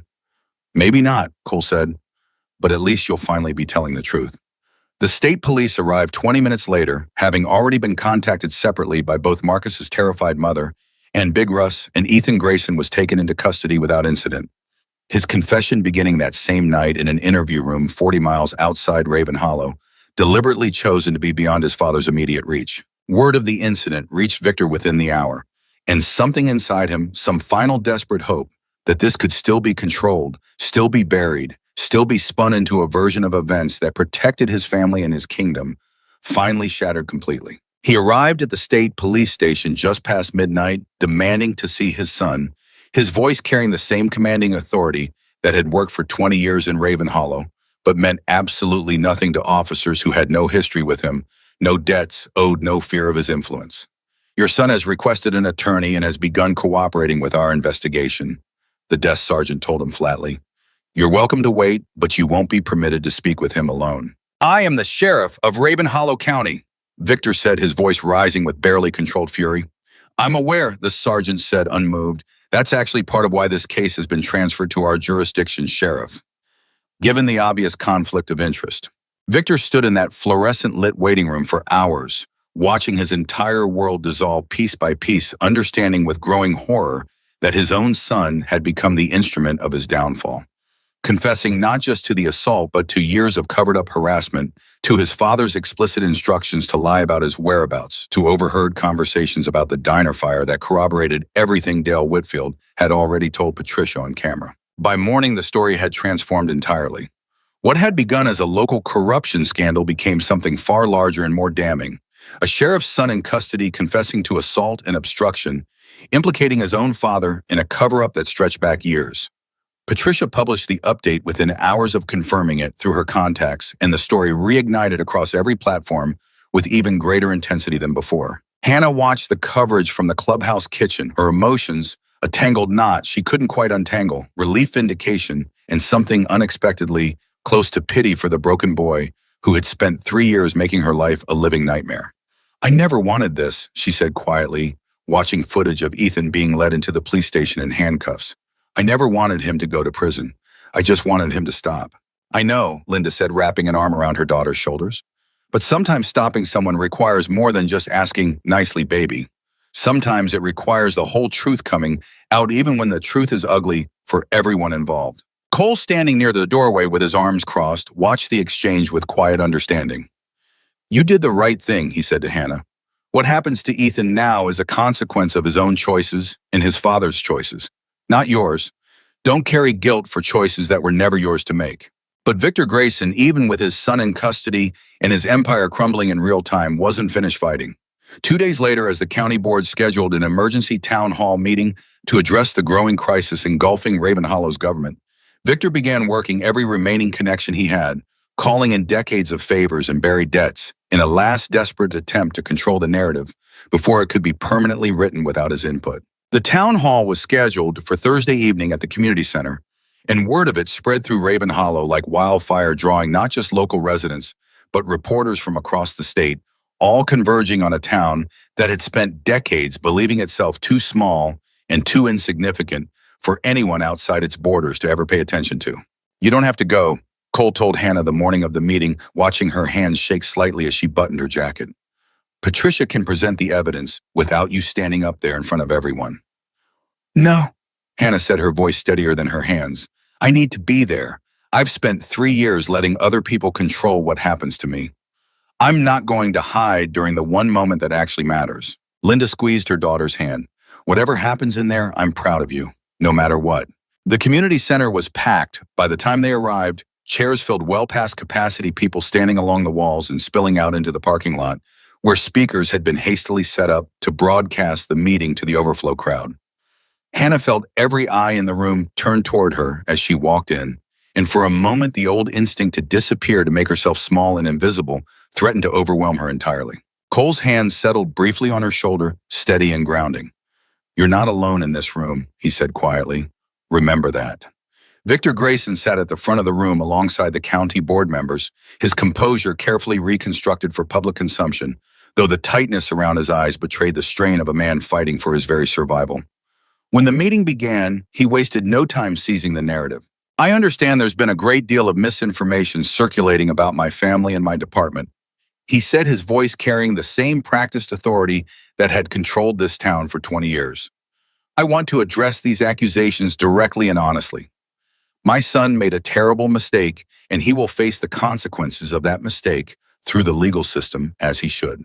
But I want to be very clear that suggestions of widespread corruption within my department are exaggerations fueled by outside agitators.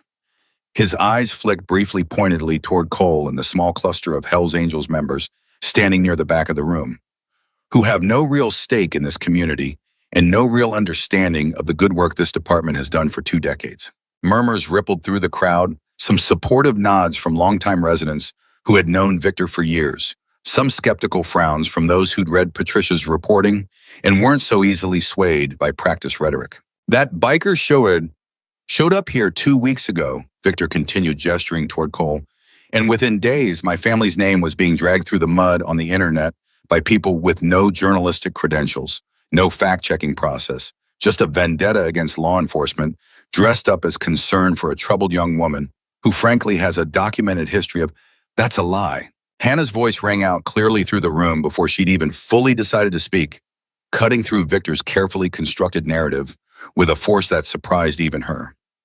Every head in the room turned toward her, and for one terrifying moment, she felt the old fear rush back, the instinct to sit down, to disappear, to let someone else carry this weight. Instead, she stood up. "I don't have a documented history of anything except 3 years of complaints this department ignored," she said, her voice shaking but growing steadier with every word. "Every single report my mother filed, every single time we called about vandalism, about threats, about a brick through our living room window. All of it ignored because the person responsible for those things was your son, and you made sure nothing ever stuck to him." "Young lady, I understand you're upset." "I'm not upset," Hannah said, cutting him off with a clarity that seemed to shock even herself. "I'm done being scared. Your son already confessed. He's already told the state police everything what he did to me, what you told him to say, what you knew about the fire at my mother's diner. This isn't about outside agitators or internet vendettas. This is about a man who spent 20 years believing he was untouchable, and it turns out he wasn't." The room had gone utterly silent, every person present hanging on the exchange unfolding in front of them. Reporters at the back scrambling to capture every word. Patricia rose from her seat near the front, holding up a tablet. "I think this is an appropriate moment to share something I've been holding back," she said, her voice carrying clearly through the room's speakers. "I obtained this footage yesterday from a security camera across the street from the Blake Diner the same night of the assault in question." She connected her tablet to the community center's projector, and grainy but unmistakable footage flickered onto the wall behind her, time-stamped and dated, showing Ethan and his friends confronting Hannah in the parking lot, showing the assault itself in stark, undeniable detail, showing Hannah collapsing to the pavement while the boys fled into the darkness. Gasps rippled through the crowd. Someone near the back began recording the projection on their phone. Victor's face had gone the color of ash, his mouth opening and closing without any sound emerging. "I want to be clear about something else," Patricia continued, her voice cutting through the shocked murmuring. "I've also obtained financial records showing a pattern of no-bid contracts awarded to Sheriff Grayson's brother-in-law over the past 12 years, timed suspiciously alongside a pattern of evidence disappearing in cases involving families connected to the sheriff's inner circle. I have testimony from a 15-year veteran deputy confirming he personally witnessed Sheriff Grayson order the suppression of a criminal investigation into his own son, and I have confirmation from the county fire marshal's office that the fire at the Blake Diner has now been officially reclassified as arson." The room erupted into chaos, voices rising over each other.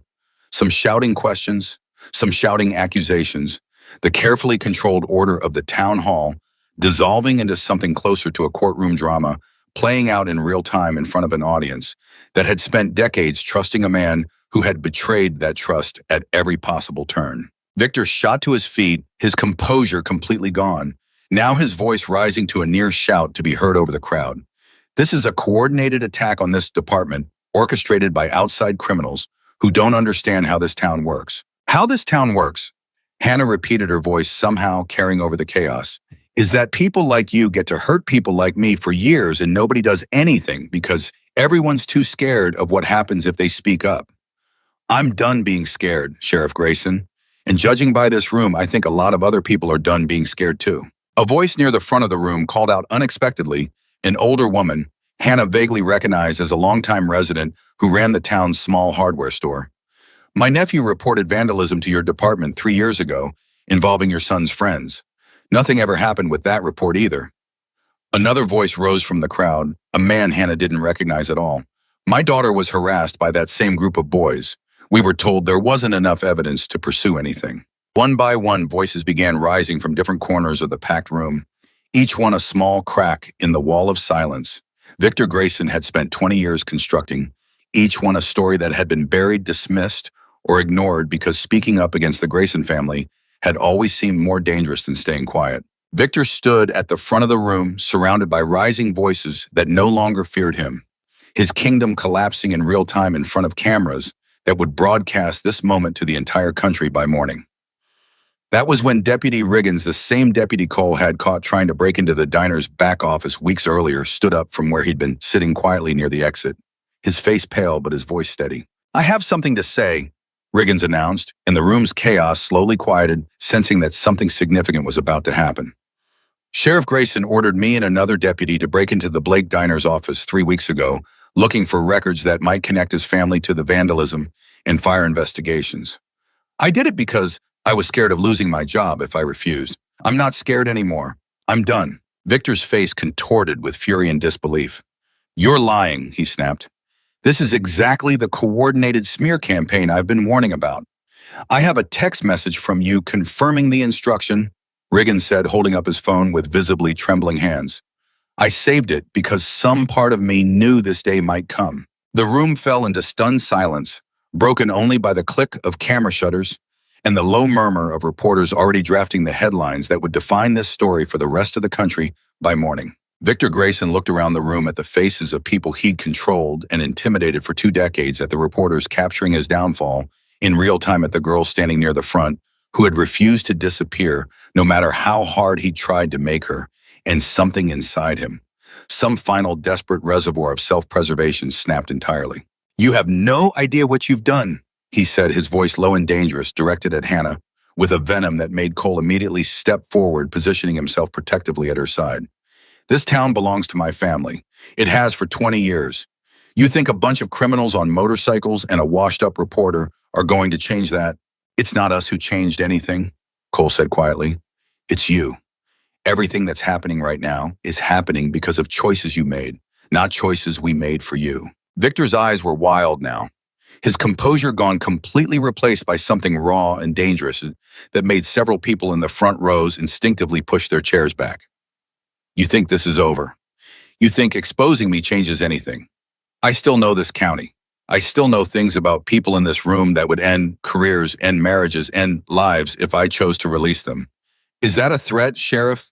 Patricia asked, her recording device still capturing every word. Victor's jaw worked silently for a moment, some final vestige of self-control warring against the fury consuming him. And then in a moment that would replay across national news broadcasts for weeks afterward, he reached beneath his jacket toward his sidearm, his movements erratic and unfocused in a way that made the entire room gasp and scramble backwards simultaneously. "Victor, don't." The voice belonged to Patricia, but it was Cole who moved first, lunging forward to shield Hannah with his own body as chaos erupted through the community center chairs, scraping violently against the floor as people scrambled toward exits, screams tearing through what had been just moments before a town hall meeting about local corruption. A single gunshot cracked through the room, deafening in the enclosed space, and for one horrifying, suspended moment, nobody could tell who had fired it or who it had struck. The sound of the gunshot seemed to hang in the air long after it faded, and for one endless second, nobody in that room moved at all. Then Victor Grayson staggered backward, his own weapon slipping from his fingers and clattering to the floor, a dark stain already spreading across his shoulder. Patricia stood a few feet away, her hand still raised, a small pistol trembling in her grip, the one she'd carried for years, covering dangerous stories in worse places than Raven Hollow, the one she'd hoped she would never actually need to use. "He was aiming at her," Patricia said, her voice shaking but her eyes fixed on Victor as he sank to his knees. "He was aiming right at Hannah." Screams and chaos swallowed the room whole. People scrambled for the exits, chairs overturned, someone shouting for a medic, someone else shouting for the actual police, as if the irony of that particular request wasn't already suffocating in a room that had just watched its sheriff try to shoot a teenage girl in front of 100 witnesses and a dozen cameras. Cole hadn't let go of Hannah, his body still curved protectively around hers, his heart hammering against his ribs as he scanned the chaos for any further threat. "Are you hit? Hannah, look at me. Are you hurt?" "I'm okay," Hannah gasped, her voice barely audible over the noise. I'm okay. Linda pushed through the panicking crowd, sobbing, wrapping her arms around her daughter with a desperation that seemed to physically hold her together. "Oh my God, baby, oh my God." On the floor, Victor Grayson pressed a shaking hand against his bleeding shoulder, his face contorted with pain and disbelief, staring up at the room full of people who had just watched him try to kill a child, rather than face the consequences of his own corruption. "This town belongs to me," he gasped through gritted teeth, blood seeping between his fingers. "It always will. You people don't understand what you've done." "What we've done," Cole said, straightening slowly, his voice hard as iron, "is watch you prove in front of everyone exactly what kind of man you really are." State troopers, who had been stationed outside as a precaution, anticipating exactly the kind of volatility this meeting might provoke, flooded into the room within minutes, weapons drawn, quickly assessing the scene and moving to secure Victor, who was still shouting incoherent threats as paramedics arrived to stabilize his wound before placing him under arrest. "Victor Grayson, you're under arrest for attempted murder, obstruction of justice, and accessory to arson," the lead trooper announced, reading him his rights as he was loaded onto a stretcher, his career, his reputation, and his family's entire legacy collapsing in the same breath as his physical body. Hannah watched it happen from the safety of Cole's arm, and her mother's embrace, feeling something complicated, settle over her. Not quite triumph, not quite relief, but something closer to the exhausted release of a burden she'd carried alone for far too long, finally set down. "It's over," Linda whispered into her daughter's hair. "It's finally over." "Is it though?" Hannah asked quietly, watching Victor being wheeled out of the community center under armed guard. "It doesn't feel over. It just feels like it finally stopped." Cole crouched down slightly, meeting her eyes with the same steady patience he'd shown her that first night on the side of the road. "Sometimes those are the same thing, Hannah. Sometimes stopping is exactly what over looks like at first. The rest comes later slowly. But you did the hardest part already. You stood up when it would have been so much easier to stay quiet." The days that followed moved in a blur of activity that Hannah could barely process. Federal investigators arrived within 48 hours, drawn by the sheer scale of corruption Patricia's reporting had uncovered, absorbing the case from state authorities and beginning a much broader investigation into Victor Grayson's 20 years of unchecked power. The financial records Patricia had gathered opened into something even larger than anyone had initially realized: evidence of bribery, evidence tampering across dozens of cases, connections to county officials who had quietly protected the Grayson family's interests in exchange for favors that stretched back further than anyone in the department had been willing to admit. Deputy Dale Whitfield's testimony, once considered a career-ending risk, became instrumental in building a case that would ultimately implicate not just Victor, but 3 other county officials who had spent years enabling his corruption in exchange for their own share of the benefits. Ethan, facing his own separate legal proceedings for the assault, continued cooperating fully with investigators, his testimony against his father proving crucial in establishing the pattern of obstruction that had protected him for years. It wouldn't erase what he'd done to Hannah. Nothing could do that, but it was, Hannah realized, watching the case unfold from a careful distance, the first honest thing Ethan Grayson had done in longer than she could remember. Marcus, too, continued speaking with investigators, his initial fear giving way to something like relief once the truth was finally out in the open. Once he no longer had to carry the weight of a secret that had been eating away at him since that rainy parking lot night weeks earlier. Patricia's story, meanwhile, had transformed from a small-town expose into a national conversation about corruption and rural law enforcement, about the particular vulnerability of towns too small and too isolated for anyone outside to pay attention until something exploded loud enough to be impossible to ignore. Major networks reached out for interviews. A true crime podcast requested access to the case files. Patricia turned most of it down, protective of Hannah's privacy in a way that surprised even herself, though she did agree to a handful of carefully chosen interviews that kept the pressure on federal investigators to see the case through to its conclusion. Hannah herself avoided most of the media attention, retreating instead into the quiet, steady rhythm of healing that came with finally truly being safe. She spent her days at the clubhouse in those early weeks, surrounded by people who had become, in the strangest and most unexpected way, something like family. Doreen checking on her injuries with grandmotherly fussing, Big Russ teaching her card games she'd never had time to learn. Cole simply being present in a way that asked nothing of her except that she keep healing at her own pace. "Can I ask you something?" Hannah said one evening, sitting across from Cole at the long clubhouse table, while the others filtered in and out around them. "Anything," Cole said. "Why did you actually stop that night at the gas station? You didn't know me. You had no reason to get involved in any of this." Cole was quiet for a long moment, his fingers tracing absent patterns on the worn wooden table. "When I was about your age," he finally said, "I had a stepfather who hurt me pretty badly. Nobody stopped for me. Not teachers, not neighbors, not a single adult who probably suspected something was wrong, but decided it wasn't their business to get involved. I promised myself a long time ago that if I ever had the power to be the person who stopped, I would be. Every single time, no exceptions." Hannah felt her throat tighten. "I'm sorry that happened to you." "I'm not looking for sympathy," Cole said gently. "I'm telling you because I want you to understand something important. What happened to you wasn't random, and it wasn't your fault, and the reason I stopped wasn't charity. It was recognition. I saw someone who needed exactly what nobody gave me. That's all it ever was." Hannah reached across the table and squeezed his hand, and for a moment neither of them said anything else because nothing else needed to be said. The diner, meanwhile, began the slow process of rebuilding. Insurance money finally released after the arson investigation confirmed what everyone had already suspected, combined with an outpouring of community support that surprised Linda more than anything else that had happened over the past several months. Neighbors who had stayed silent during the darkest days of the harassment now showed up with donations with volunteer labor, with apologies that came too late to undo the damage, but early enough to mean something for whatever came next. "I should have said something sooner," the hardware store owner told Linda one afternoon helping unload lumber for the diner's reconstruction. "I saw things. I heard things. I told myself it wasn't my place to get involved." "You're here now," Linda said simply.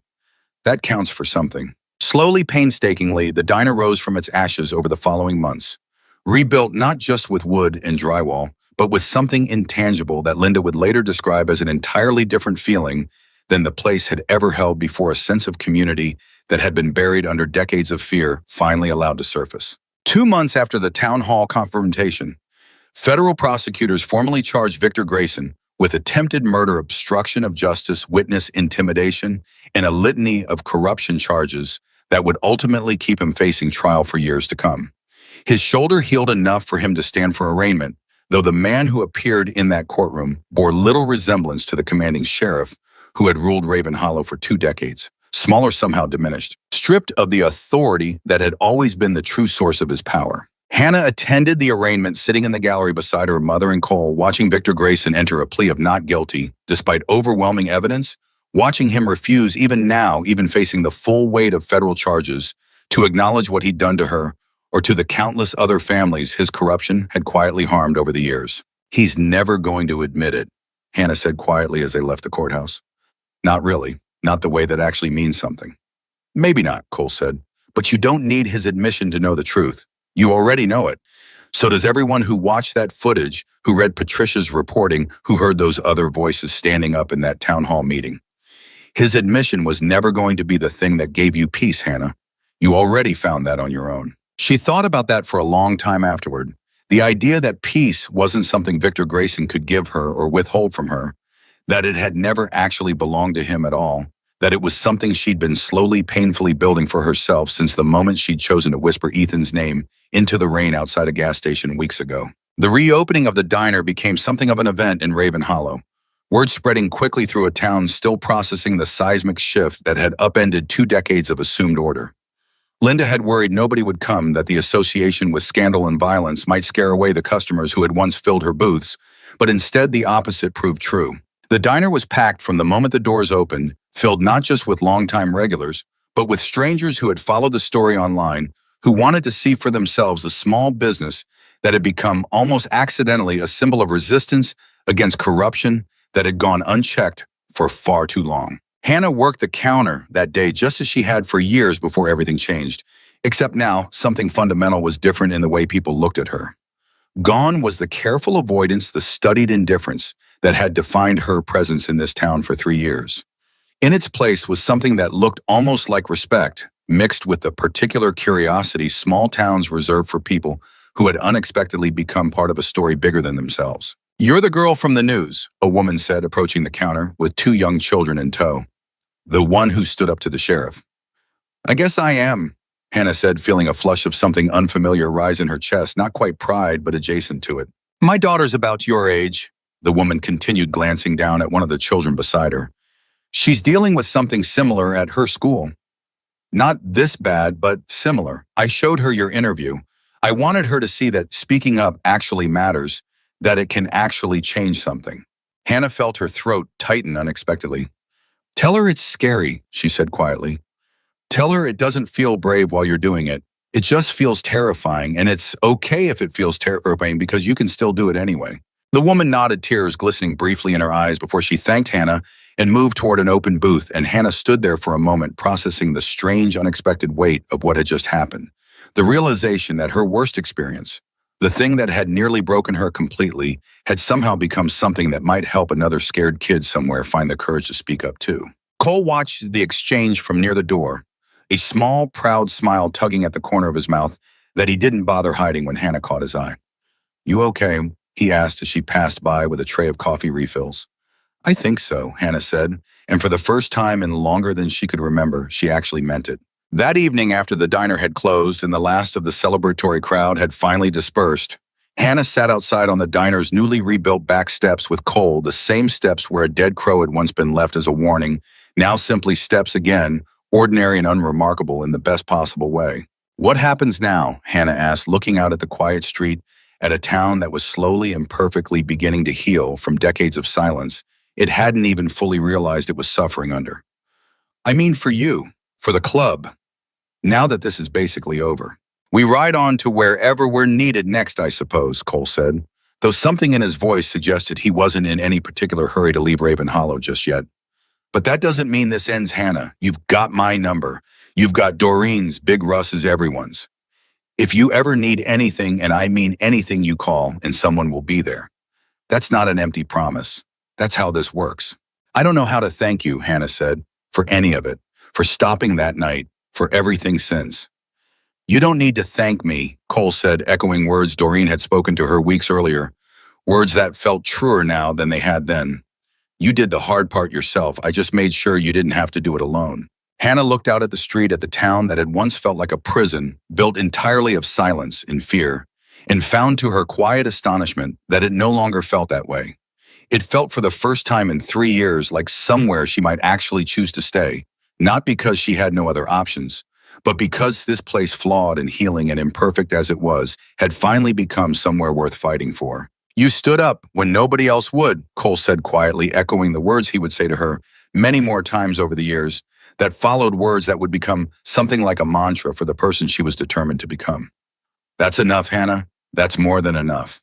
That's everything." 6 months later, Sheriff Victor Grayson was convicted on all major charges, sentenced to decades in federal prison for corruption that had poisoned Raven Hollow for 20 years, his once untouchable kingdom, reduced finally and permanently to nothing more than a cautionary tale.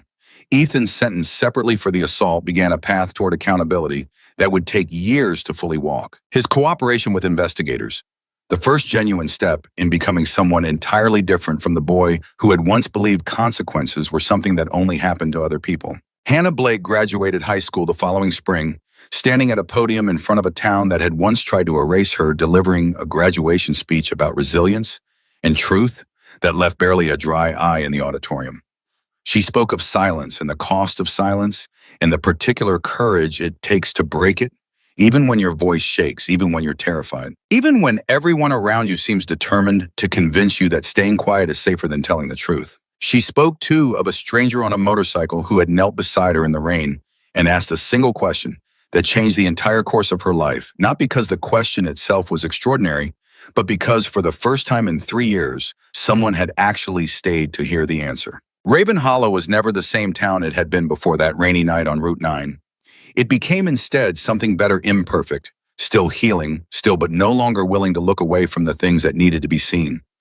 The diner thrived, a living symbol of a family that had refused to be erased. Deputy Dale Whitfield, promoted under new leadership that finally reflected the values the department was always supposed to represent, spent the rest of his career making sure no complaint ever again disappeared into a drawer, no matter whose name was attached to it. And Hannah Blake, once the invisible girl nobody bothered to protect, became something entirely different, not a victim anymore, not defined by 3 years of suffering that had nearly broken her, but the girl who had survived a town that tried to erase her and in surviving had changed it forever. She stood behind the counter of her mother's rebuilt diner most afternoons, still pouring coffee, wiping down tables, living an ordinary life that no longer felt fragile or borrowed. But every once in a while, when the bell above the door jingled and she looked up, expecting a customer, she thought instead of a stranger in leather who had once knelt beside her in the rain and refused to walk away. She thought of that question, the one that had started everything, who did this to you? And she understood now more clearly than she ever could have back then that the real question underneath it had never really been about assigning blame.